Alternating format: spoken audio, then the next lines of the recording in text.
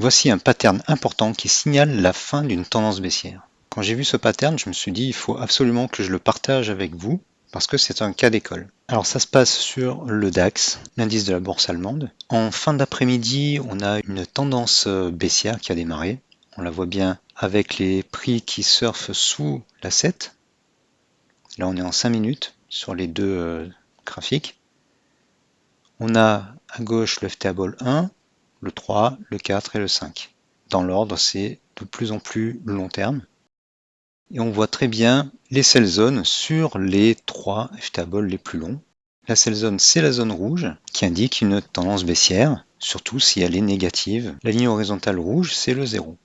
Nos indicateurs FTA-Ball sont des indicateurs qui décomposent la courbe des prix en différentes fréquences. Et on voit que les fréquences les plus courtes, donc les périodes les plus longues, montrent une tendance baissière. Donc à partir de ce point-là, on est en tendance baissière et les cours sont majoritairement en dessous de la 7, à part ici et ici. Mais ce qui est important de voir là, c'est que on a une partie de forte baisse, c'est celle-ci, voilà, sur le FTA-Ball 3, et après le momentum baissier diminue. D'ailleurs, on voit très bien sur le graphique des prix qu'on a des oscillations plus profondes, des corrections haussières plus profondes. Le FTA-Ball 3, lui, il passe en safe zone. Il redescend après, mais il ne redescend pas plus bas. On a une sorte de pattern 1, 2, 3 et de vague de dos haussière qui se dessine ici. De même, on a le FTA-Ball 1 qui fait une extension en dessous de son enveloppe inférieure et revient à l'intérieur. Donc ça, c'est un signal d'achat dans une baisse pas trop forte. De même, sur les deux autres FTA-Ball, eh bien, on n'a plus une aussi grosse tendance baissière. Là, le FTA revient dans son enveloppe et celui-ci se décolle de son enveloppe. Néanmoins, on reste quand même en tendance baissière. Alors ça, c'est en 5 minutes, et si on regarde sur du 1 minute, c'est beaucoup plus intéressant. Pourquoi? Eh bien, après que le momentum baissier se soit fatigué, on le voit très bien, là, le FTA-Ball remonte vers le 0, passe positif, et rebaisse. Là, on a une tendance baissière, un swing baissier qui est très clair, puisque les cours surfent en dessous de la 7. Et quand il y a une correction assez forte comme celle-ci, je vous l'ai dit dans d'autres vidéos, et que les cours viennent repasser de l'autre côté de la 7, c'est potentiellement une occasion de bon swing haussier. Le FTA-Ball 3 repasse en safe zone, et concomitamment, les deux autres FTA-Ball se retournent également. Et on a un petit swing haussier intéressant.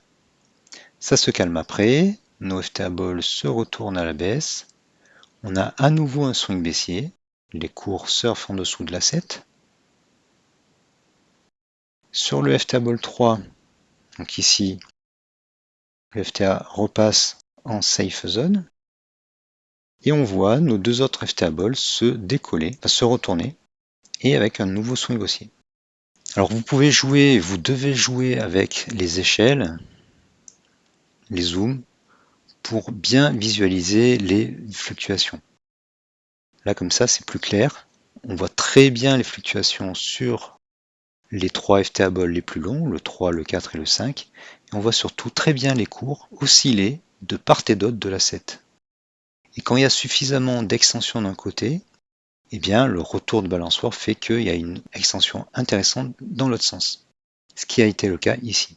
De plus, on remarque aussi que eh bien, chaque zone baissière correspond à une cohérence entre les trois indicateurs les plus longs, les zones haussières également, avec un petit peu de retard sur, bien sûr, sur les indicateurs plus longs. Et voilà. On a aussi le FTA-Ball 5 qui était tout le temps en safe zone, puis négatif, ici. Ça, c'est la tendance baissière du début de la deuxième moitié de l'après-midi. Donc là, on est en 1 minute. Si je reviens sur le 5 minutes, on avait une autre tendance baissière ici, voilà. On reste toujours en tendance baissière, mais le momentum a diminué. Ce qui fait que là, le FTA-Ball est globalement haussier et qu'il fait des plus bas de plus en plus haut. ce qui correspond donc à un momentum baissier plus faible et donc des oscillations plus fortes qui sont des occasions de trade. Voilà, je voulais vous montrer ça parce que c'était très intéressant. C'est une petite nuance très importante. En trading, en bourse, il est difficile d'avoir des signaux précis avec un seul indicateur. Ce n'est qu'en utilisant plusieurs indicateurs et des règles un tout petit peu plus compliquées, mais qui fonctionnent partout, que l'on peut lire les cours comme dans un livre ouvert. Si vous ne l'avez pas fait encore, eh bien rejoignez la formation Gabi, vous aurez tous ces outils, et franchement, avec ces outils, vous serez armé pour être efficace en trading. Voilà, j'espère que cette vidéo vous a appris quelque chose. Merci d'avoir regardé et à bientôt.